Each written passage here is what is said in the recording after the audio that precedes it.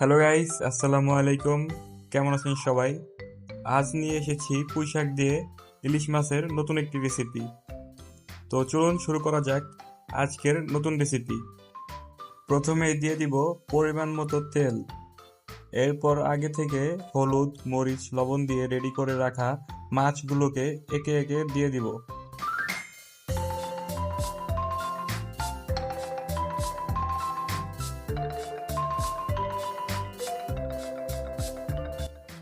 এবার ইলিশ মাছগুলোকে মিডিয়াম ভাবে ভেজে নিব।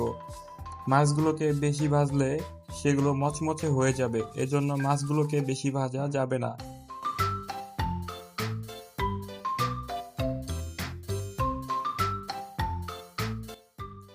এই তো মাছগুলো হয়ে এসেছে, এবার মাছগুলোকে তুলে নিতে হবে।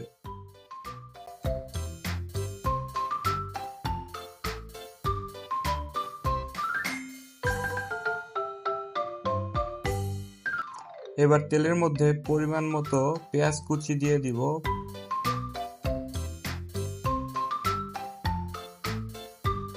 পেঁয়াজ কুচিগুলো হালকা নেড়ে নিব। এবার দিয়ে দিব পরিমাণ মতো আদা বাটা। এবার দিয়ে দিব স্বাদ মতো লবণ। এরপর দিয়ে দিব 1 টেবিল চামচ হলুদের গুঁড়া। তারপর দিয়ে দিব 1 টেবিল চামচ মরিচের গুঁড়া। তারপর দিয়ে দিব 1 টেবিল চামচ জিরা গুঁড়া।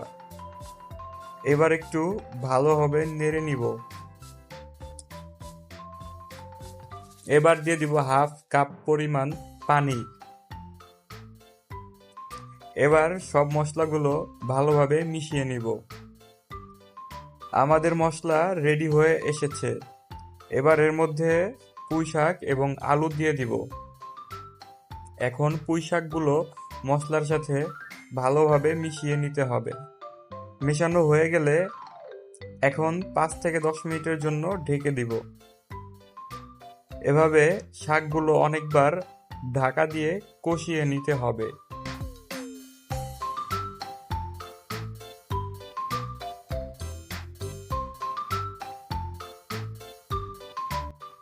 এবার আগে থেকে ভেজে রাখা ইলিশ মাছগুলো দিয়ে দিব। এখন দিয়ে দিব হালকা একটু পানি।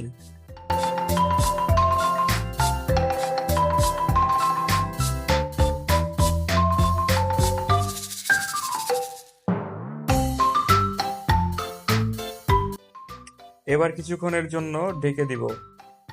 এবার ঢাকনা খুলে নেড়ে চেড়ে নিলেই তৈরি হয়ে যাবে আজকের রেসিপি। তো এই ছিল আজকের রেসিপিতে। ভিডিওটি ভালো লাগলে অবশ্যই লাইক, কমেন্ট ও শেয়ার করে পাশে থাকুন। ধন্যবাদ।